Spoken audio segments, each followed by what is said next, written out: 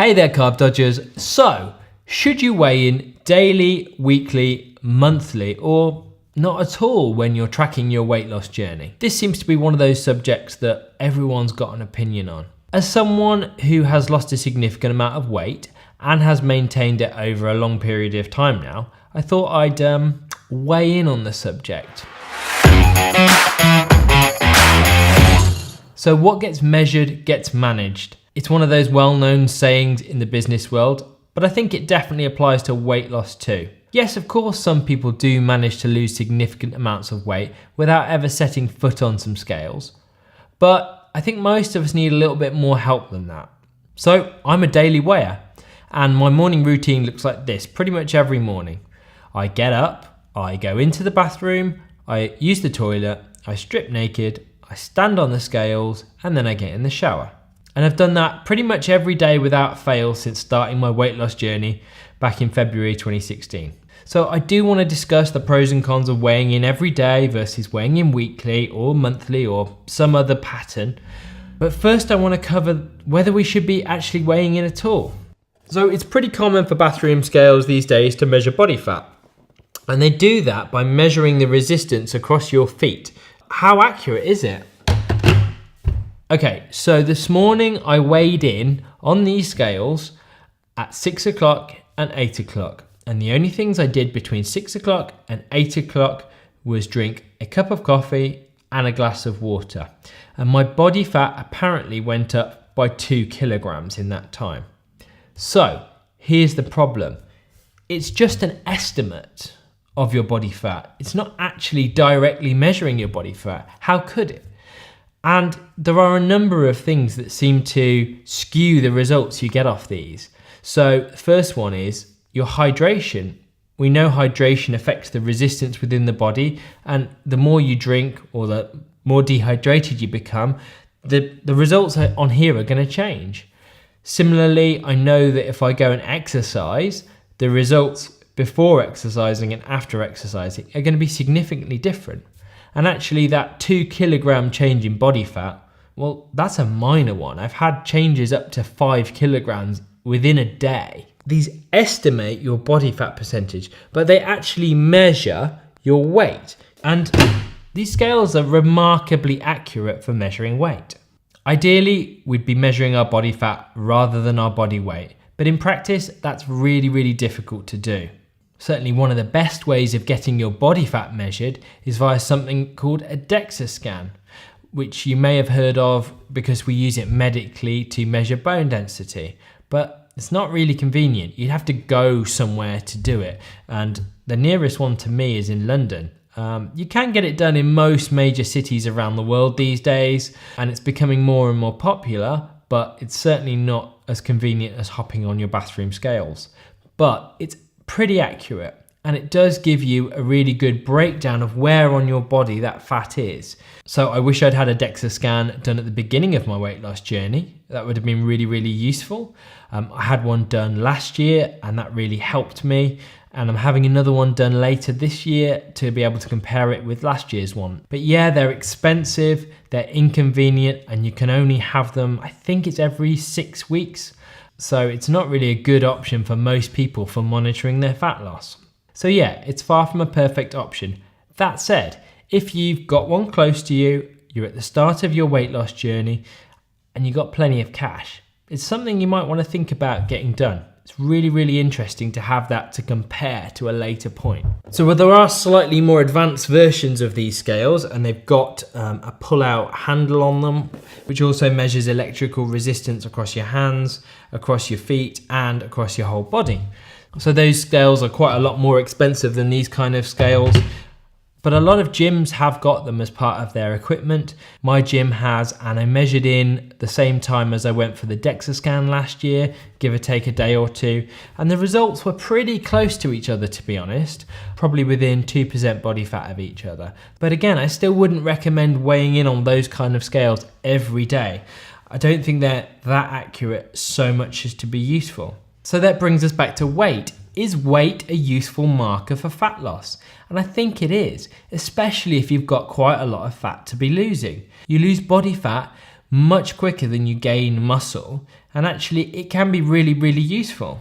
So much later on in your weight loss journey, when you've stopped thinking so much about losing body fat and you're starting to think about maybe gaining some muscle, well, yeah, I think at that point, weight loss is a much less useful tool for you. And that's the reason I actually went from scales which measured just weight to these scales which also measure body fat. But in those first 6 months when I lost the vast majority of the weight that I had to lose, I actually only used simple scales. So I promised we'd talk about how often to weigh in. Now, I've already declared myself as a daily weigher, so it's certainly one viewpoint that weighing in daily makes you obsessive about measuring your weight. I can certainly imagine this is true for some people. For me, it's not about obsession, it's more about habit.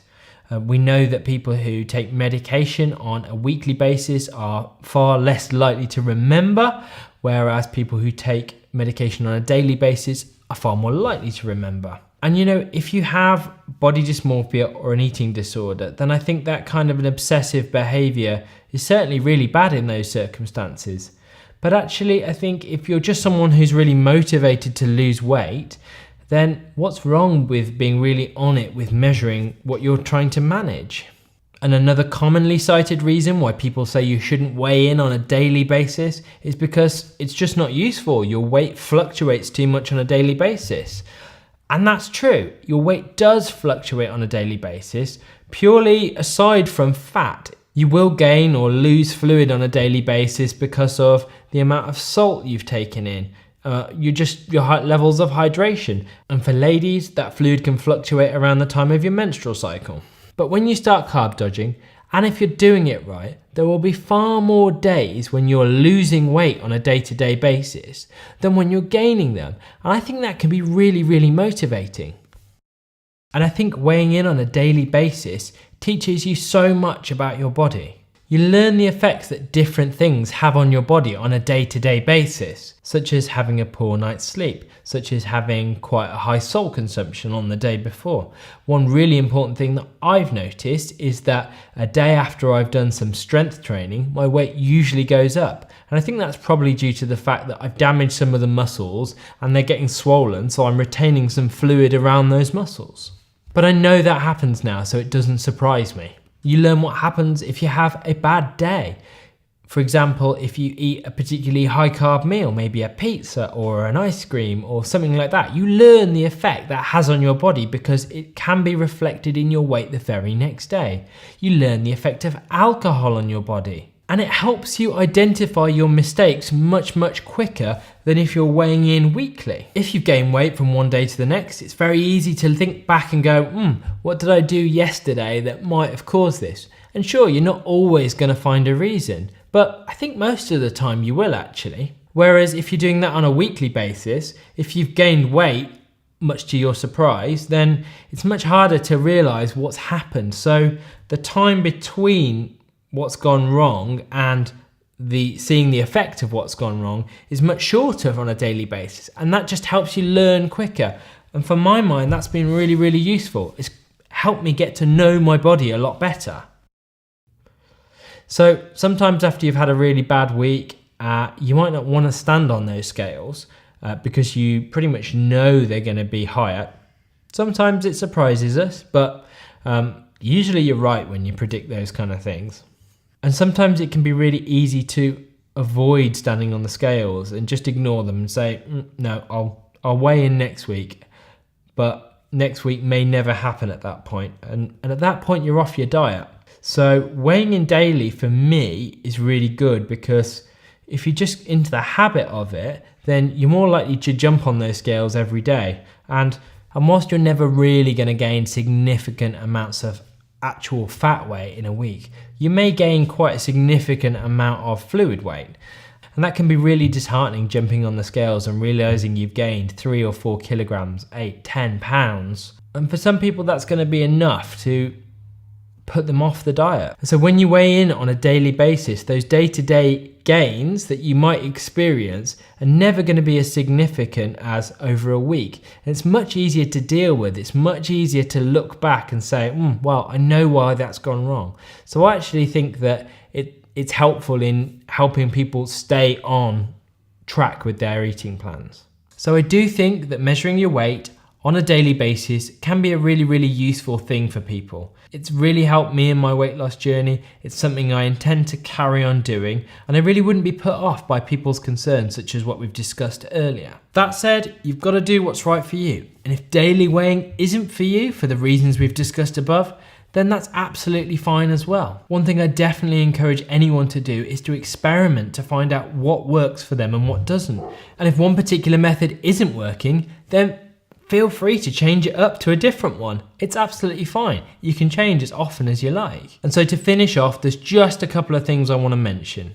Firstly, when you weigh in, whatever frequency you choose, do it at the same time of day. Your weight will fluctuate massively throughout the day. So do it at the same time of day, and at least then you'll get some consistency. And secondly, log your data, whether you do that in an app on your phone, or as I'd recommend, get a set of Wi-Fi connected scales. It might seem a bit unnecessary, but it just takes one step out of things on a day-to-day basis, and it reduces the temptation to not want to record a bad result in your log. So, I hope that's been useful. Ultimately, do what works for you. And as I said at the beginning of this video, this is a topic that a lot of people have got an opinion on, and I'd really like to hear your opinion. So why not drop a note in the comments below? Let me know what's worked for you in the past, what hasn't worked for you. And if you're someone who's successfully lost weight over the longer term, let me know what has worked for you in the comments below. Guys, if you've enjoyed this video, I'd really like it if you could hit that like button. I'd really love it if you'd subscribe to this channel so we can keep seeing each other on a regular basis. But for now, goodbye and thanks for watching. Hopefully we'll see each other again.